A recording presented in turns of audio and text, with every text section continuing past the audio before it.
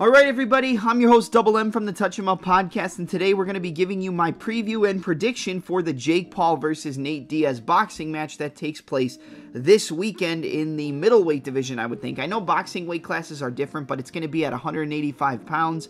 Listen, I don't really know what to expect from this fight because I thought that the Jake Paul and Tommy Fury fight was completely fixed, so I figured, okay, just go ahead and bet on Jake Paul because why would you bet on Tommy Fury? They're probably going to give it to Paul anyway, even if Fury's the better boxer.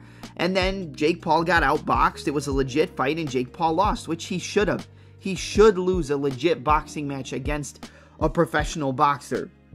But now people are going to say, well, he's going up against another MMA fighter. He's going up against somebody who can't even speak correctly. He's going up against somebody with a speech impediment, who's a standing punching bag. He doesn't do anything.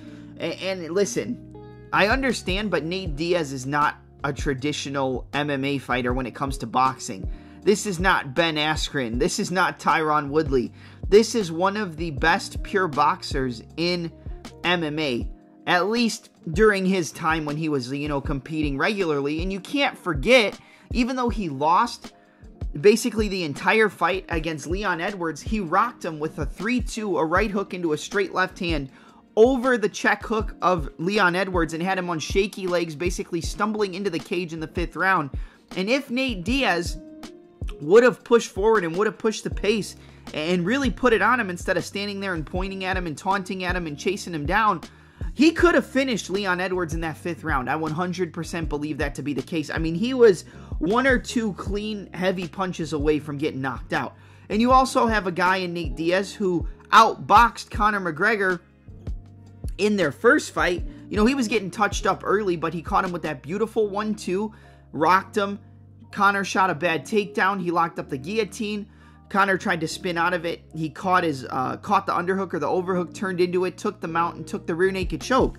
So look at it from this perspective. If this is a pure boxing match, who do you think has the better boxing skills?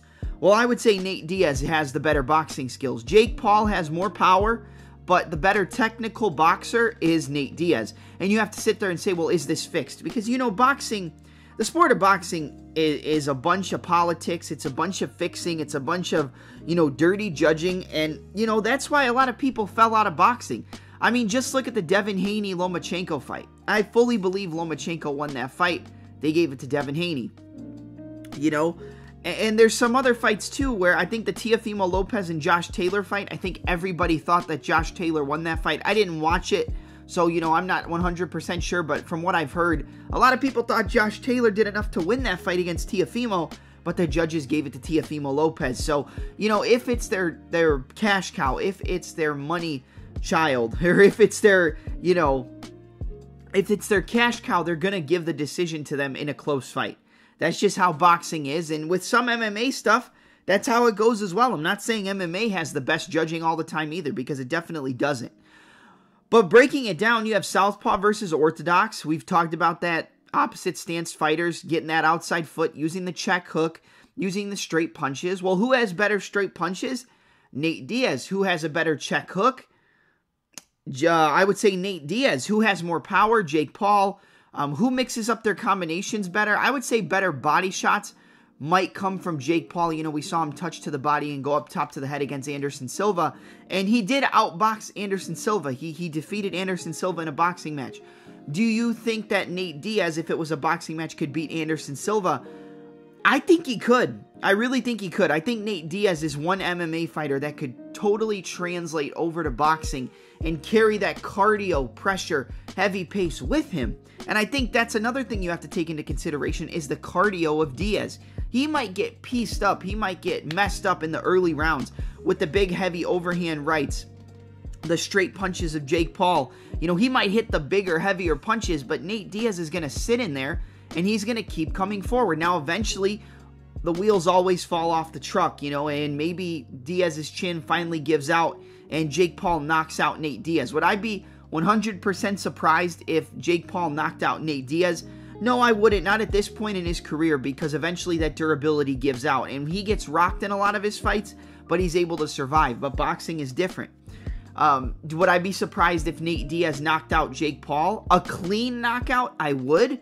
but, you know, volume punching, overwhelming him, you know, not allowing Jake Paul to get away, cutting off the ring, you know, landing multi-shot combinations, you know, hooks to the body, hooks up top to the head, 1-2, hook, uppercut, body, head. No, I wouldn't. I think that he could overwhelm him with his volume. The question is, when it comes down to the fight, who do you give the advantages to? I give all the boxing advantages to Nate Diaz. I just give the power advantage, and if it goes to the judges, I give the judging and the corrupt side of boxing advantage to Jake Paul. But overall better boxer, I don't really think that anybody can sit here and argue the fact that it's going to be Nate Diaz who's the better boxer.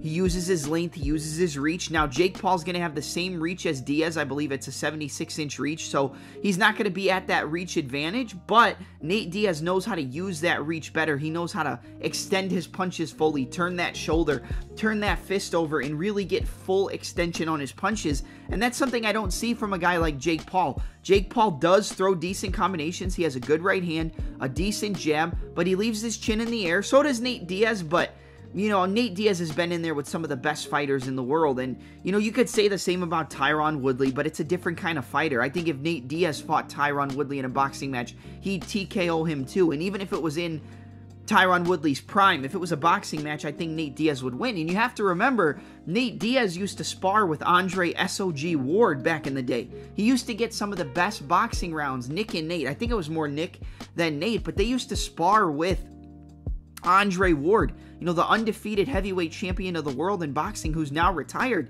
And that's one of the best boxers in the entire world and one of the best fighters to ever do it. One of the most cerebral, technical fighters, best defensive fighters. I mean, that's serious work. And Diaz is trained with, I believe I can't think of the guy's name. I know his last name is Diaz, but, or is it Richard Perez? Who's Nate Diaz's boxing trainer? We'll pull it up real quick.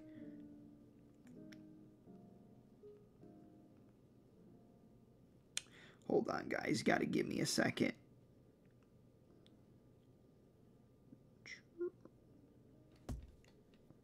Richard Perez. I was right. Okay, so he gets the boxing under Cesar Gracie, you know, whatever, but his main trainer is Richard Perez. He's been with him forever, you know, since the beginning of his career. And Diaz has serious boxing. He does. If you think that this is just another MMA fighter walking over to boxing and you know, it's just going to be a cash cow style of thing and he's just doing it for the paycheck, I think Diaz is doing this for the paycheck, but I think skill for skill, the better boxer is Nate Diaz. The better technical boxer is Nate Diaz.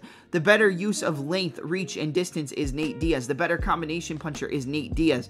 The more powerful striker, like I said, I would say it's Jake Paul. The more powerful boxer, got a big overhand right, a decent left hook, a good 1-2. Does mix it up to the body. We saw him mix it up to the body against Anderson Silva and drop him, which I believe I already mentioned in this video, or in this breakdown, but this really is going to come down to, you know, this breakdown doesn't mean a whole lot to me. I am obviously giving you my thoughts on it, but at the end of the day, if it goes to the judges, I would say it's probably going to go to Jake Paul. So I wouldn't tell you to rush to the window to bet on a almost 3-1 underdog in Nate Diaz, but I do see value on Nate at this big of an underdog price because when it comes down to boxing, when it comes down to fundamentals, when it comes down to technical boxing, skill for skill boxing, I think Nate Diaz checks all the boxes, and he's a much better boxer than Jake Paul. But you got to worry about his durability. Will the chin give out? Will Jake Paul land a big overhand right? Will he land a big left hook? Will he land a big straight right and knock out Nate Diaz, who, like we said, everybody's chin gives out eventually, you know?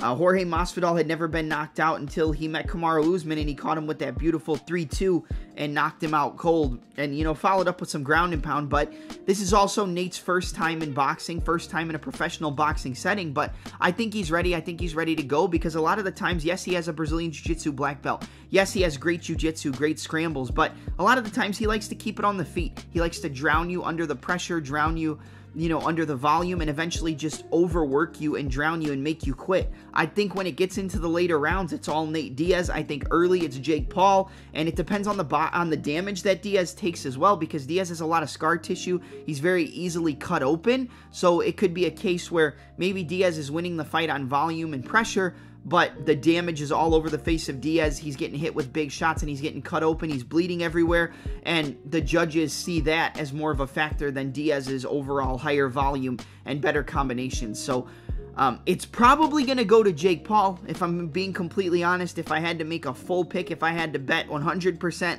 I would probably say it goes to Jake Paul. But if I'm going skill for skill, if I'm going technique for technique, if I'm going technical aspects of boxing, I go Nate Diaz all day, man. I know Jake Paul's going to be bigger, but Nate Diaz knows how to use that length, use that reach better than Jake, and I think he's going to be touching him with that jab, finding the path for the 1-2, check hook, straight left hand, jab, check hook. I think he's going to be outboxing him at a distance, and it's going to be very hard for Jake Paul to close that range off, and I actually think Diaz is going to TKO him late. I think it's a 10-round fight.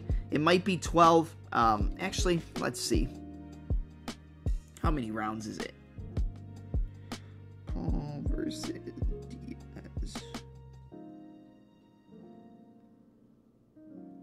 Rounds.